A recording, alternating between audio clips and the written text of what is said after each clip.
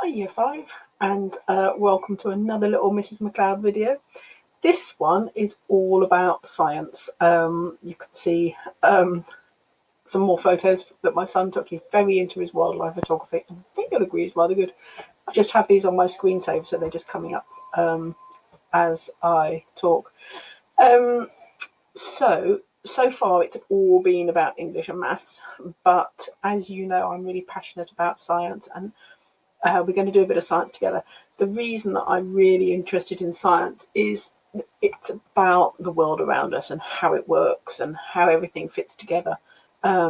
It's fun to find out things. I like knowing facts and information, but even more, I like investigating things and the process of trying to find out the answer to a question. And what we're going to be looking at today is answers to questions about life cycles.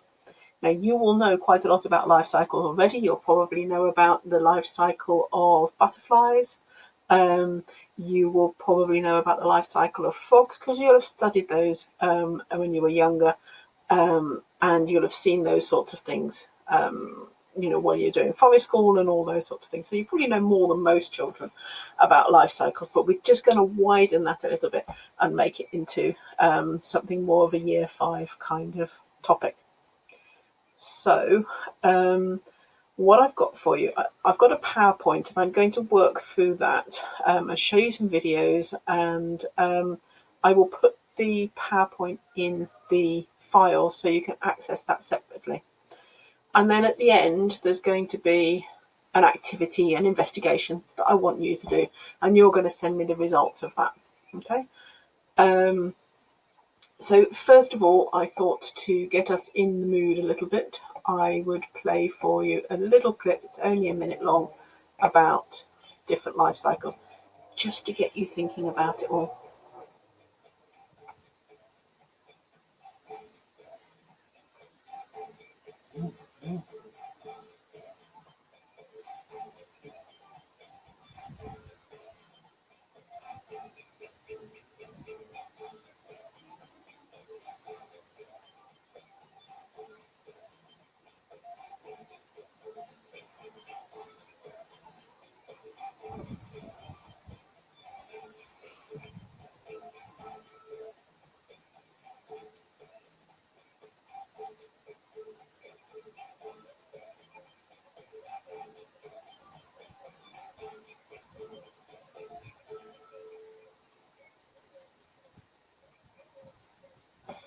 Okay, so one of the things you'll have noticed there, another picture from my son, one of the things you'll notice there is that the life cycle is all about reproduction, which is about two adults making copies of themselves. And sometimes those copies are quite similar, like with humans, and sometimes they're very, very different, like with butterflies and caterpillars.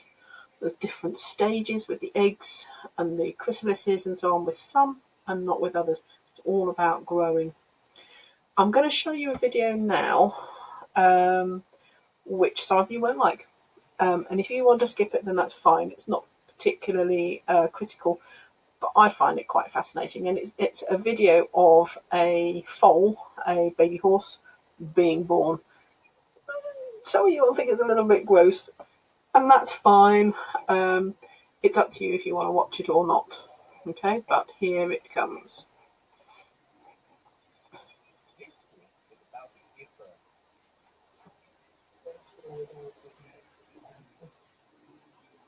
As the foal emerges, the special liquid around it is on down.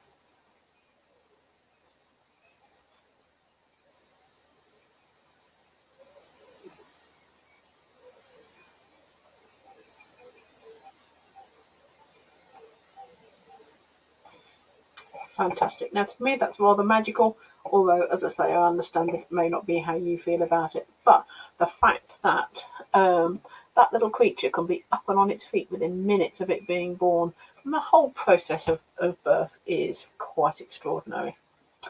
All right, so if you want to, I don't know whether you'll be able to hear the sound very well on that one, it was quite dull, but the links are in the PowerPoint that I'll put on the folders so you can access that independently if you want.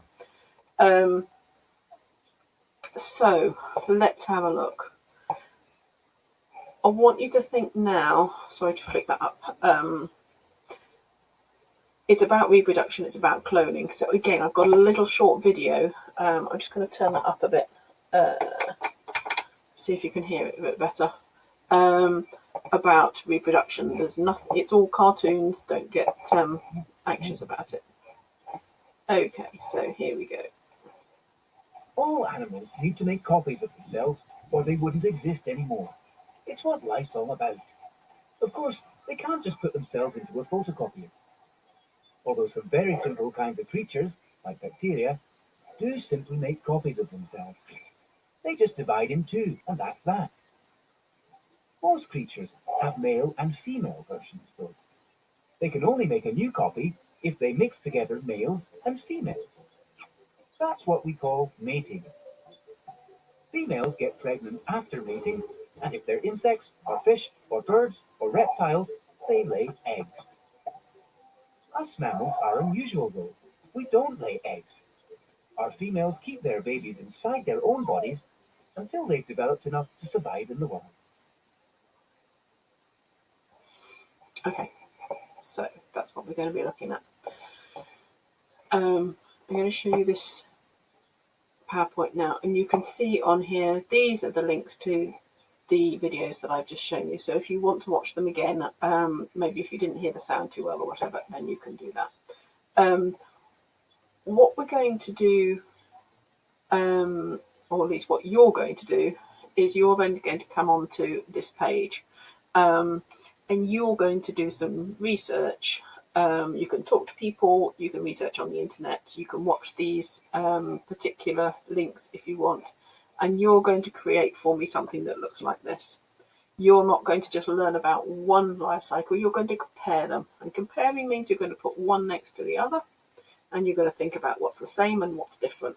Okay, so you can, if you've got a printer at home, you can print this out, or you can write it out, or you, in fact, I don't really mind how you display your results.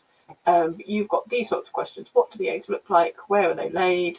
What's it called when it hatches? Etc., etc. And you're going to fill in all of those for the common frog and the monarch butterfly. And the monarch butterfly is just the most extraordinary creature. You're going to find out about them. A little bit of research there. Then, when you've done that, and if you could send me that either as a file, a Word document or a PowerPoint or something like that, or take a photo. If you just do it on a notebook, a notepad, that's fine, and take a photo. That's easiest to do on a phone, especially if you've got the Edmodo app on your phone. That's really easy then to upload it. And then you're going to do a second activity looking at comparing life cycles. And there are some suggestions here, as you can see, of websites that you go to. And you're going to find out about the different stages. And I particularly want you to think about the length of time in each stage, because that's really interesting. So you've got some questions here that you can think about. And then you're going to show me those again, this time as a Venn diagram. Okay, so you're going to choose at least 2 of those creatures to research. It doesn't have to be one on the list on the PowerPoint. I don't mind. If there's something that's interesting to you, then you go for that. But you're going to choose at least 2 creatures, and you're going to compare them with a Venn diagram. So that, for example, this one could be, it's got the example of a barn owl here. So you could choose a barn owl there. And you could choose, now sometimes it's quite interesting to choose a creature that's very similar. So choosing a sparrow might be more interesting than choosing a frog, because a frog is so different from a barn owl. It might be more interesting to choose two that are quite similar. So this one would be your sparrow. So in here you would say things that are similar or the same about the barn owl and the sparrow. Over here, sparrow but not barn owl, and over here, barn owl but not sparrow. You know how these work. All right. You're going to show that in any way that you like. Try not to write in pencil, because that's quite difficult for me to see on the photos when you upload them. Pen's much easier to read. And again, you can email those. You can upload them to Edmodo. You can take a photo, however you want to do it. Just at the end here is some vocabulary which can be quite useful for you to look at. And the very last page is an example of the frog and the butterfly. So just to give you a bit of an idea if you get stuck of what that might look like. Okay, so just to recap, we've watched a couple of little short videos just to get you into the right mindset. There are some other videos for you to watch which you can do through the PowerPoint that I'll put in the folders. You're going to do two pieces of work for me. One is this one, comparing the frog and the butterfly life cycles.